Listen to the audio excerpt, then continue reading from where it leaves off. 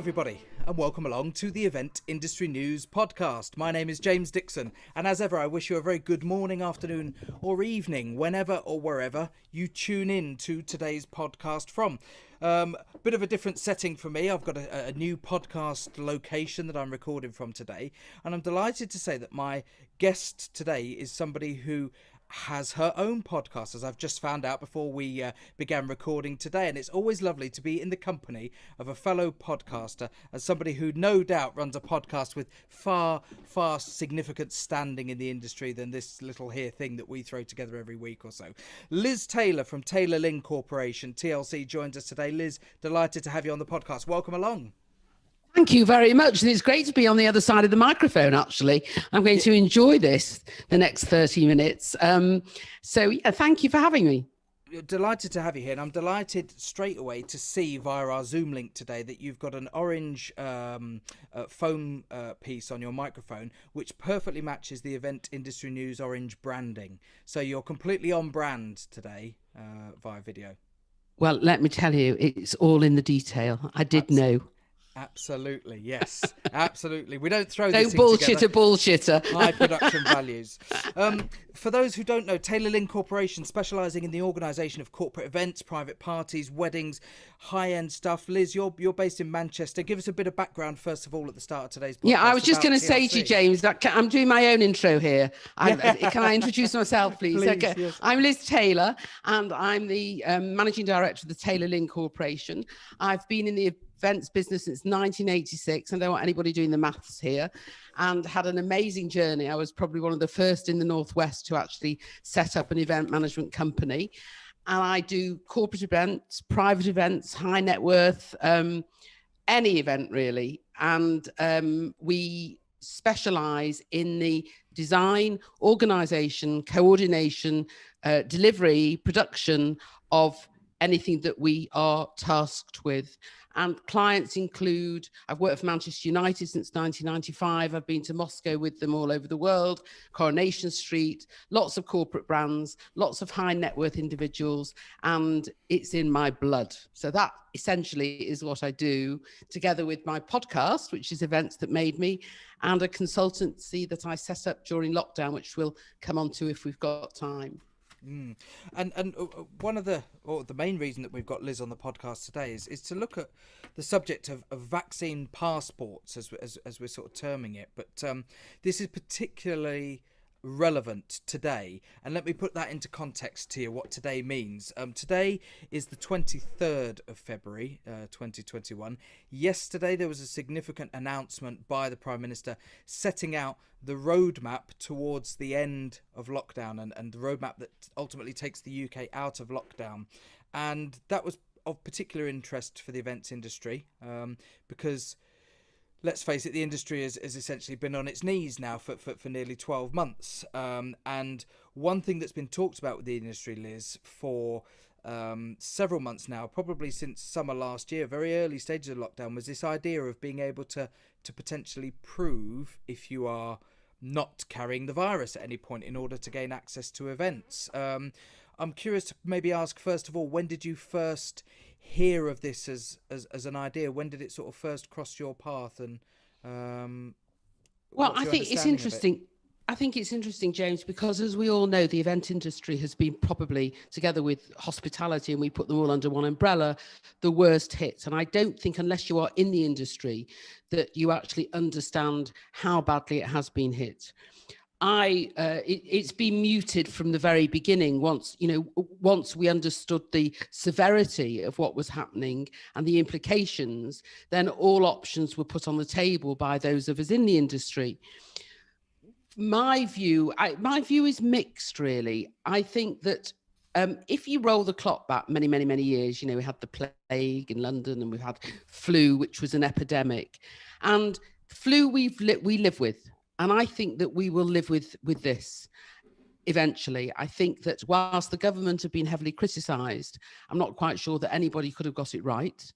And I think that the National Health have just endorsed everything that we all ever really thought. I mean, we've got the best national health service system, and without their cooperation, I'm not really quite sure where we would all be. But in light of that, they're rolling out these vaccines, you know, millions and millions, and that is going to be the saving grace.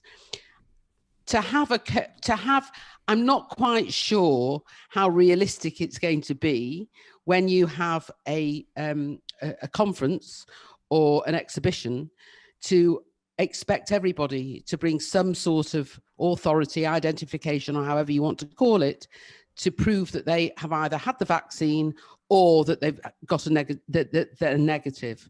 So I think there's going to have to be some compromise in how they deliver it. And I suppose with an exhibition, it can be, as you and I were discussing before we actually started this podcast, it can be part of the ticketing process. But it's going to be very hard to actually, when I say prove, you know, we're not going to, we will not know. I think the vaccine authorization is probably more realistic than the COVID testing. Yeah, indeed, in terms of being able to prove that you've had the vaccine rather than prove that at any given point you are negative of the virus. Correct. And I think it's the same with flu. You know, how many times have we been, I know for me, I've, you know, dragged myself onto Confex or one of these exhibitions feeling rubbish, coming down with the flu and think, well, you know, I'll take 2 Nurofen, I'll be fine, I need to go. Yeah. And it's the same. It is the same. It will be exactly the same once we have it completely under control. Indeed, and again, to put it into context, because we're never quite sure when people are going to listen to any episode of the podcast, because they're all available.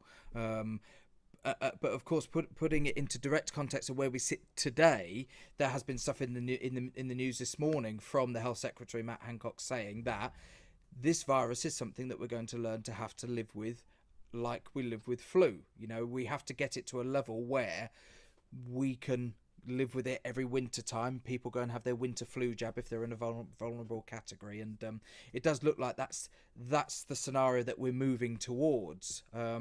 If we take your opinion, if I can call it that it's maybe easier to prove if you've had the vaccine, that's a more likely scenario, rather than proving that you are negative or testing negative at any point.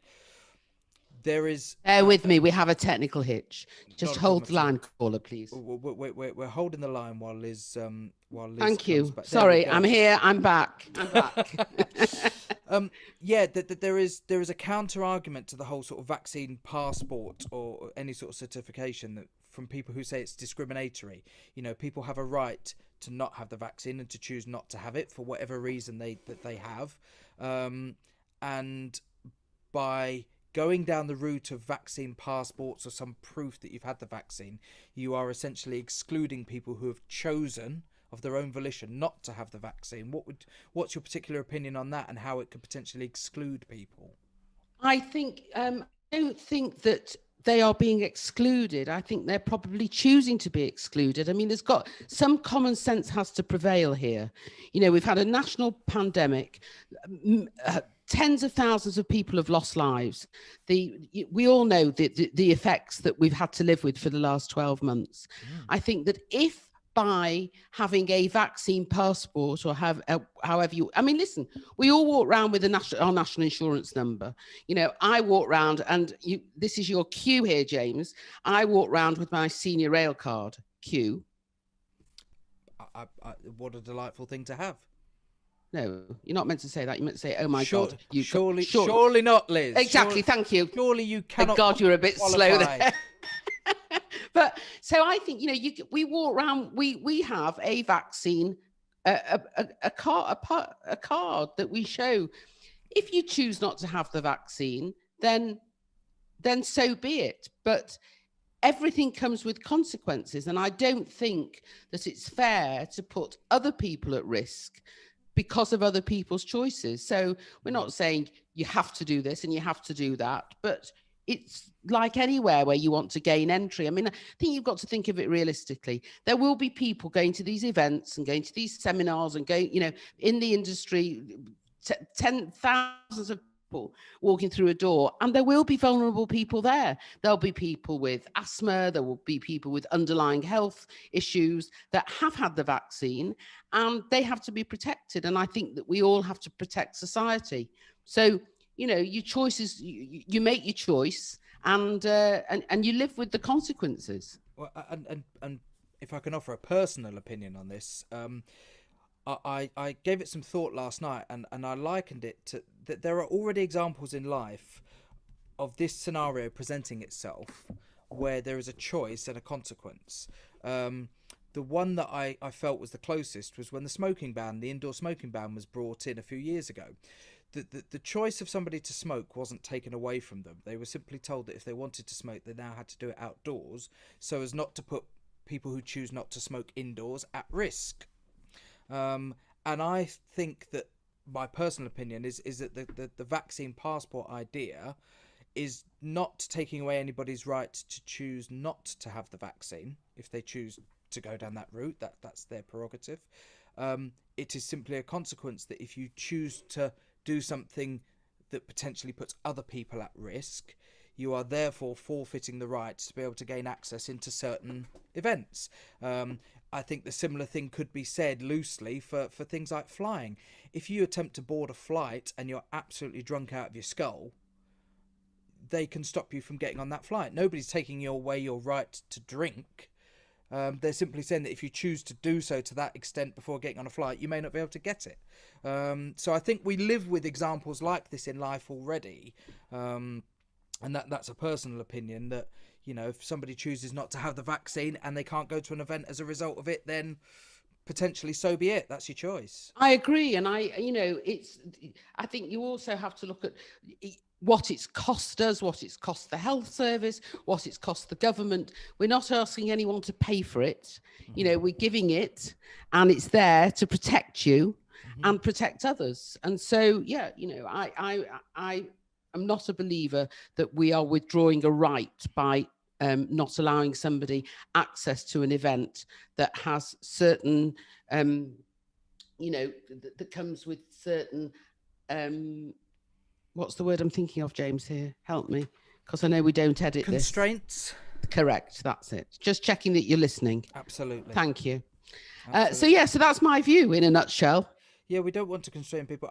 I mean, one thing that I'd like to ask you is particularly given the nature of the clients that you service, you know, significant brands, like you said, high net worth, people who, you know, probably got very high profile audiences in attendance, is the implementation actually at ground level, i.e. at the front door of an event, of being able to manage this effectively. Because one thing as an organizer that you don't want to do is hinder the experience that your guests and your audiences and your attendees are getting by attending the event that you're organizing. Do you think that we're in a position where we can actually facilitate something like these sort of checks at the front door of an event? I think this is a very interesting question, because I think there are different restrictions for different events. As we've all learned, you know, there will be clauses in terms and conditions. There will be insurance restrictions. The host, if we're talking about a private event, the host will be totally responsible for the well-being of those guests under these circumstances. Now, I have something like £50 million worth of public liability cover. So if you tripped over a light, a battery-operated light in my marquee, I am responsible for that, and consequently so is the production company. So the guest, if the guest were to claims through us, and we are responsible.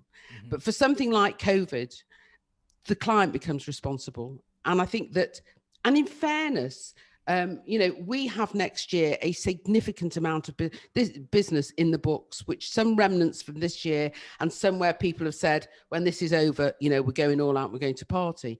And They all expect it. They know that they have to be responsible.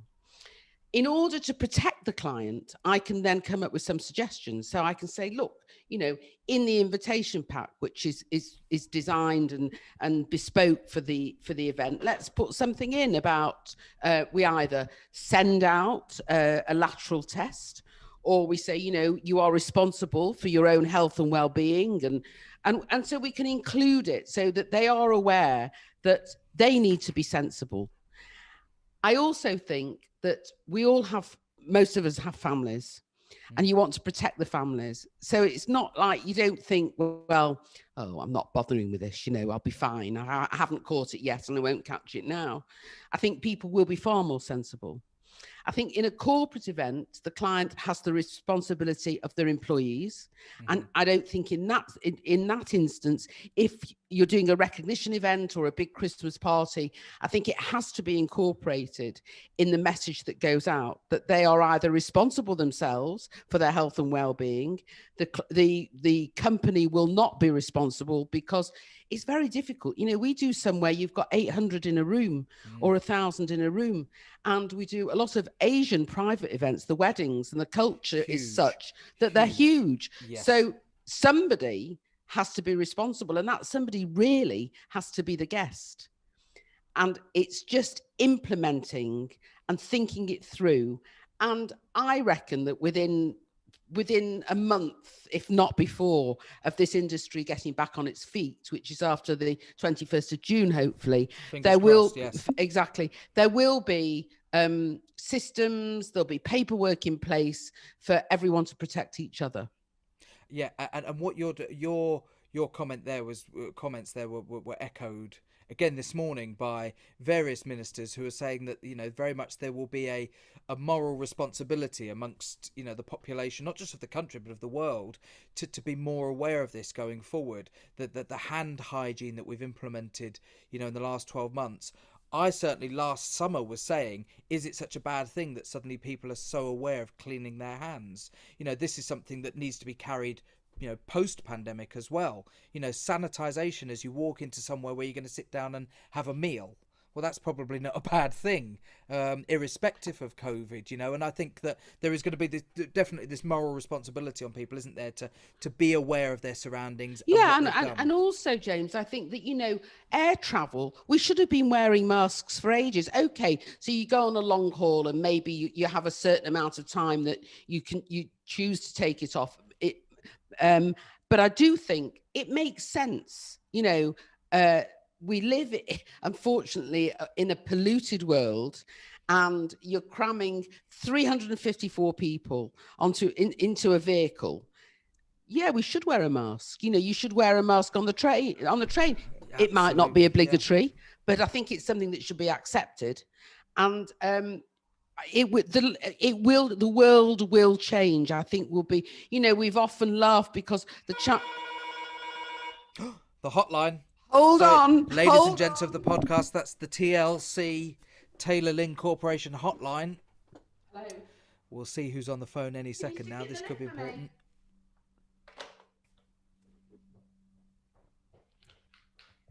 This will be the most bizarre podcast you've ever hosted. I'm sorry, but I can assure you, if you refer back to anything between episode 1 and 30, you will find it's by far not the most bizarre podcast we've ever done. I've got shares in Amazon since lockdown. Me and what's his name, whatever his name is. Anyway, yeah, and I think that I don't think it should be necessarily be obligatory, but I think you'd be a bit bloody stupid if you didn't learn from what we've been through. I think you raise a very, very good point here, because how many times have you stepped off a flight and a couple of days later you feel full of cold, stuffy, you know, a bit of an achy neck, and you think, oh, again, bloody flights every time. I know, you know, I've got an uncle and he can't fly anywhere, short haul, long haul, medium haul, doesn't matter. He will get a cold off the back of it. You know, we're breathing recirculated air in a tube. 100%. And how many times have you gone into a cafe and said, you know, I'll have a cheese on toast, and they don't put gloves on, and they, you know, and they're handling food and they're handling drinks. So it's not rocket science. And I'm very open-minded. You have to be in this industry. But what it has taught me is that, and I've always felt a responsibility to my suppliers. My suppliers have worked with me for over 30 years, and they've been loyal and respectful. And together we've built my brand. And so I am very aware of their support and importance in my business. But if I'm really honest, this had never crossed my mind, their health and well-being. It's like, oh, come on, I had a late night, or I don't feel, oh, well, get the truss up. I need that lighting rig up by 4 o'clock. You're pushing and pushing and pushing the whole time. Yeah. But it now has made me think, not just about wearing masks and not just about washing hands, but generally about health, well-being, time management. It's all so important. And my days changed completely. I used to get up in the morning, and if I wasn't in the office by 8:30, I used to think the entire world would collapse and Wall Street would be on its knees. And I've run every single day. And now I've sold my office building. I'm working from home with a smaller team, still doing exactly as much as I did before. But I get up, I go on my treadmill every single morning, I run all the shit off, and then I have a shower, and I'm in my kitchen at 10:30, and I stay here till 8 o'clock at night. But Yeah. I feel better. Well, the well-being discussion is another one, not entirely, but I'm really pleased you've raised it, because on the podcast before we have spoken about well-being. It was a subject that was getting a lot of coverage in the events industry pre-pandemic, physical and mental well-being within the industry. And I think you're absolutely right to point it out as something that we need to continue awareness of, because exhausted people who've worked a 12-hour shift humping equipment into the loading area of an event venue and then building a stage and a set, etc., it's proven, it's scientific fact, their immune systems will be weakened if they are absolutely exhausted, and if they haven't eaten well, if they haven't hydrated during that period of time. If their immune systems are weaker, they're more likely to pick something up. So it's not just the case of hand washing and sanitizing and maybe proving that you've had a vaccine. You're right to point out that we have to carry on this wider awareness of well-being in the industry as a whole.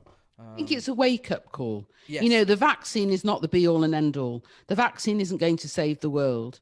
The vaccine is protecting us from another flu, which unfortunately hit us like a bolt out of the blue. Mm-hmm. But it's opened eyes, it's opened windows.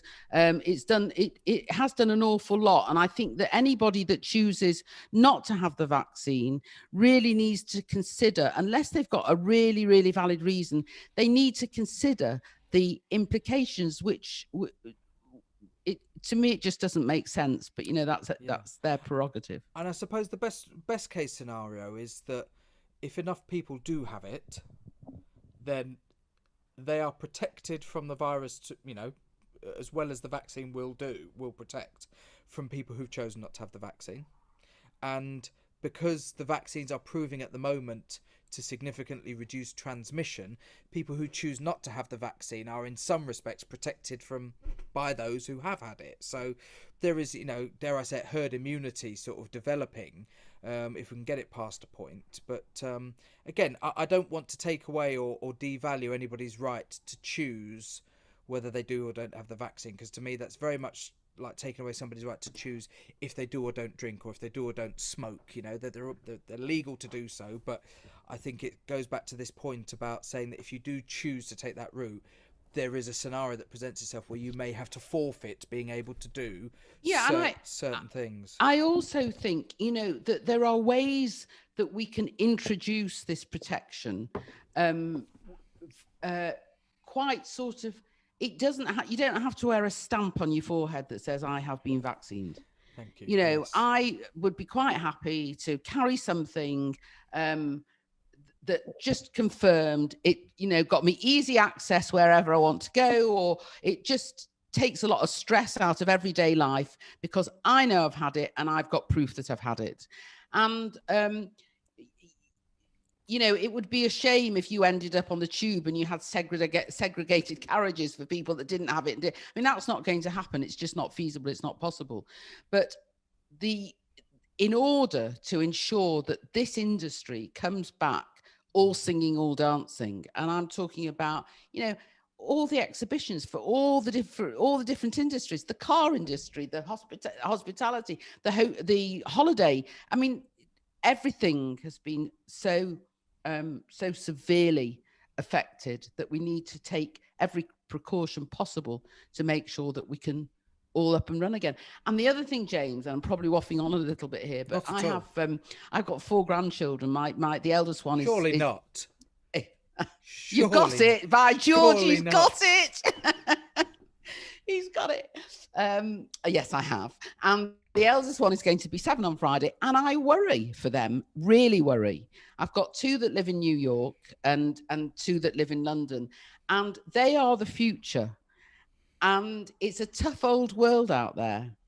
The days when you wanted the kids to go to university and go into a profession, whether it be, I mean, it's very different. The event industry 30 years ago hardly existed, and it's now one of the biggest industries in the UK, well, in the world probably. Yep. And you've now got university courses. I mean, it's huge, but it worries me that unless we get all our ducks in a row and learn from this, then their future will be very uncertain. Yeah, I'm hopeful. I'm a pragmatic optimist, is how I describe myself. That I've got 2 teenage sons. Haven't. Thank you very much, Liz. Yeah, I've got 2 teenage sons, one of whom is going to be packed off to uni in September this year, and the other one who's in the middle of his GCSEs. They are acutely aware of everything that's going on. They, I'm very, very proud of the fact that they're very aware of what's happened over the last 12 months. I've no doubt at all that when the eldest goes to uni, he will take, the necessary precautions, no pun intended, going off to uni, but, washing the hands, being aware of, so he's actually going to do music related studies, production and recording and songwriting. So he will be in and around venues and places. And I think actually we don't maybe give the younger generation the credit that they deserve sometimes of being as aware as they are of what's happening at the moment. I think we're quick to damn them when they go off and do stupid things like get drunk in the park in groups of 50 like they did last summer, and we saw examples. But the flip side to that is a lot of young people who are aware of what's happening, and I think will carry what they've learned in the 12 months into the next generation. Yeah, I would like to hope. I would like to think so. And it's very difficult. We've all wanted to let off steam. I mean, we've been locked up under restriction for I don't know how many months out of 12 months. So I get it that we've all wanted to go into the park and get pissed and, do whatever.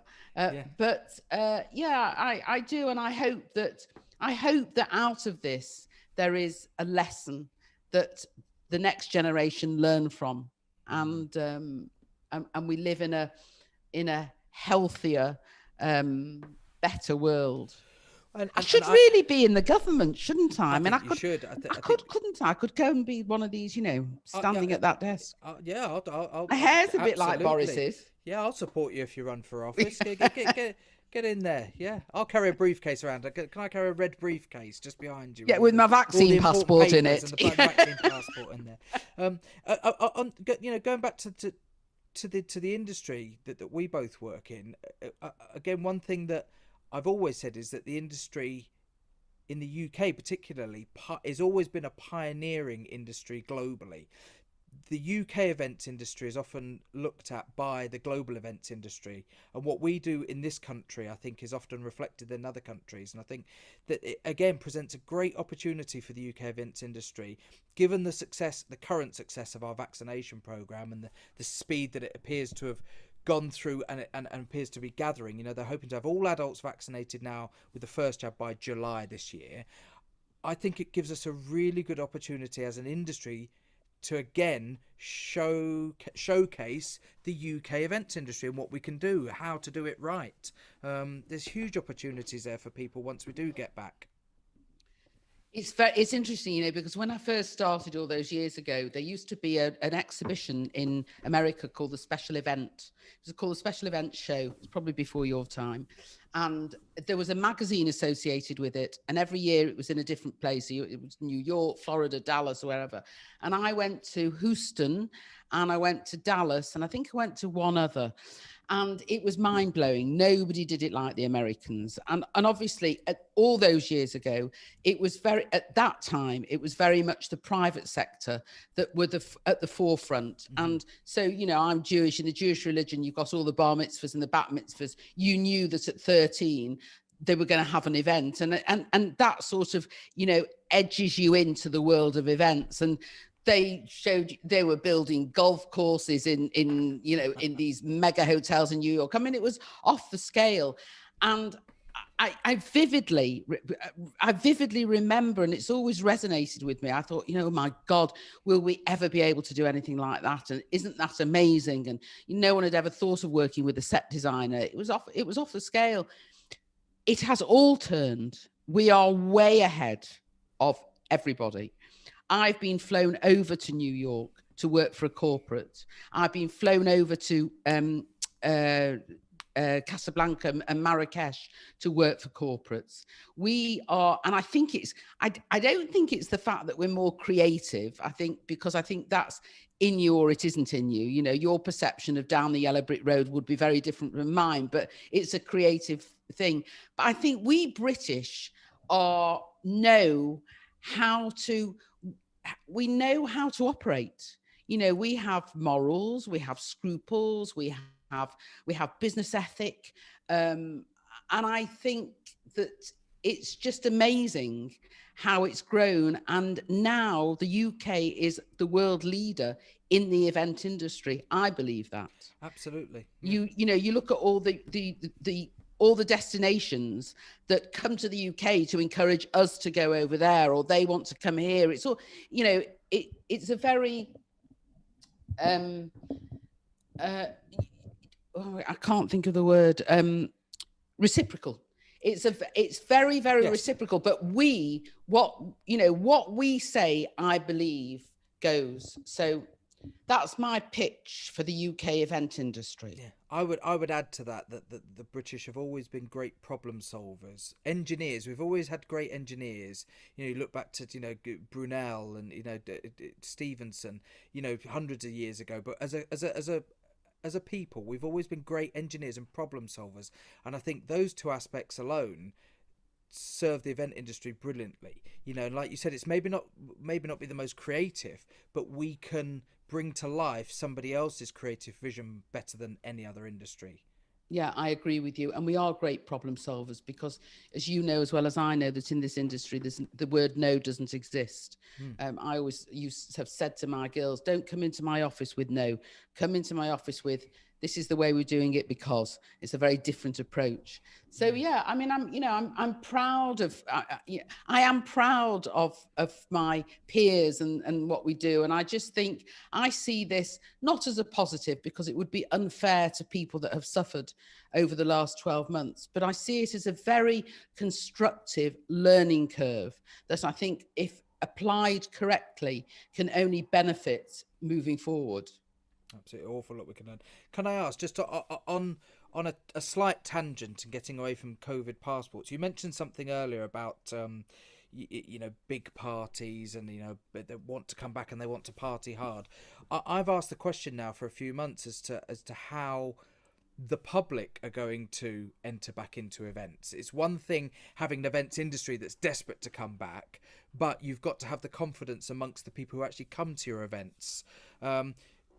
If I had to sort of say, what's your gut feeling at the moment? Do you think that attendees and audiences will dip their toe back in gradually, or do you think that they are that desperate for a good old knees up that when the time comes and they're allowed to do so, do you think they will come back with a bang? Especially when I look ahead to sort of the autumn and winter time this year, Christmas parties, end of year do's. Do you think they will come back with a flourish? No, I think they will, but I think it will take time. And when this all happened last year, my view was that we would see absolutely nothing until the summer of 2021, and I was bang on.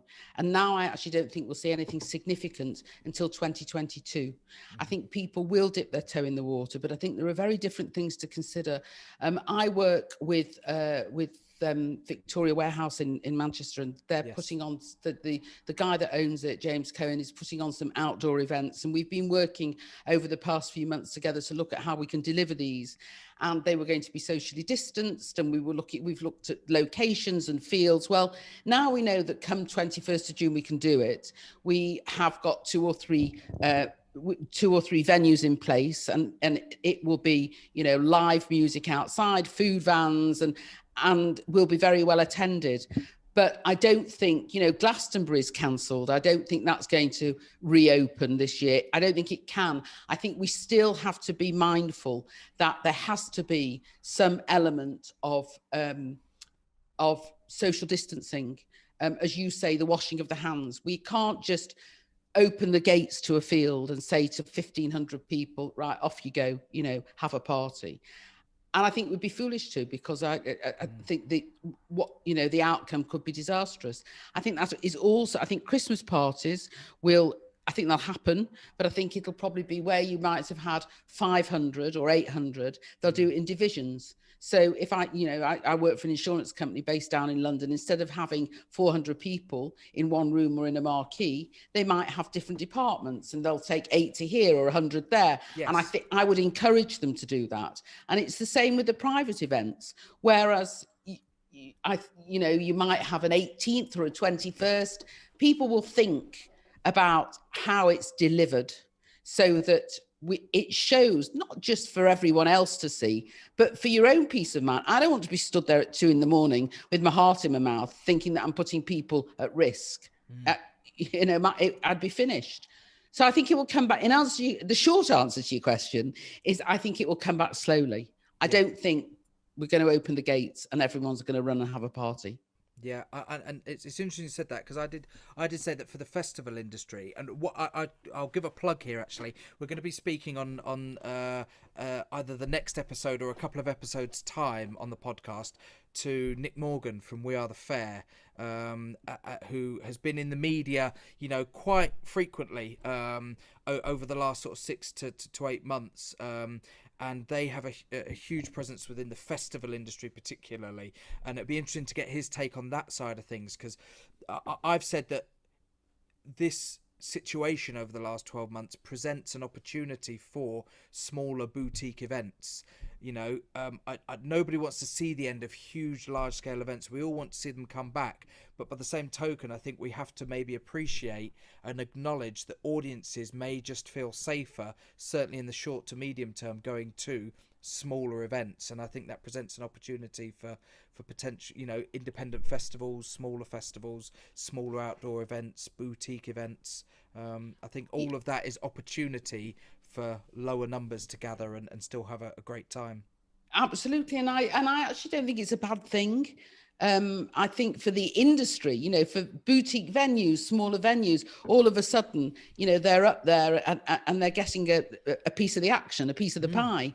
Yeah. And I think that with the festivals, it makes sense. You know, we're not saying that we're not doing them, but everything becomes a bit more exclusive. And I don't think that's a bad thing. No, absolutely. Liz, thank you very much for speaking to us today. Thank you. Have we gone over the time? No, not at all. We're not out of time. But what I'd like to say is, can you come back on again?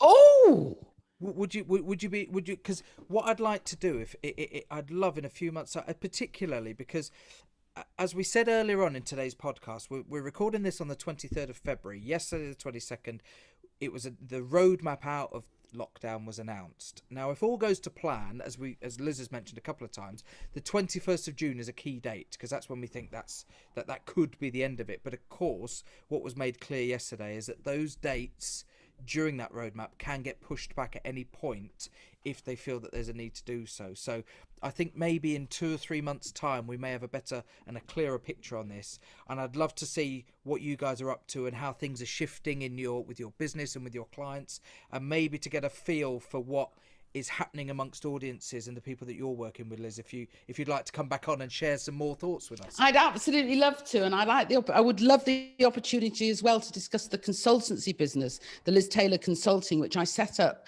over the last 12 months, which and we'll save that because that supports the hospitality industry. So one of my clients is Gary Neville and Ryan Giggs, and I work with them on activations and the branding for their hotels and their restaurants, Tom Kerridge, and that all evolved from this. And rather than pivot and go virtual, which a lot of people did, yes. I was very convinced that live events rule, and I wanted to focus and put my energies into that. And so that was how the consultancy was born. And I'm really excited about it because the two go hand in hand. So providing I have time, James, in my very busy schedule, I would be delighted to. We'll pivot around you, Liz. Let us know when is a good time. We'll speak to you again in a few months. If anybody wants to find out a little bit more about Taylor Lynn Corporation, TLC-ltd.co.uk, TLC-limited.co.uk is their website. And I'm sure if you search the social media platforms, Instagram and Snapchat and Twitter and all of that, you will find the Taylor Lynn Corporation and see what those guys are up to. And Liz Taylor from TLC has been our guest today. Liz, it's been a pleasure having you. Thank you very much for joining us. Thanks a million. Thank you. If you're watching today's podcast on the eventindustrynews.com website, head over to your favourite podcast download platform and you can tap into all of the previous episodes of the podcast and listen to them while you're taking your daily exercise at the moment during lockdown, and tune in some of those early episodes where you will hear car crash interviews as I fumbled my way in the early days of how to host a podcast. Of course, if you are listening to the podcast via one of those podcast platforms,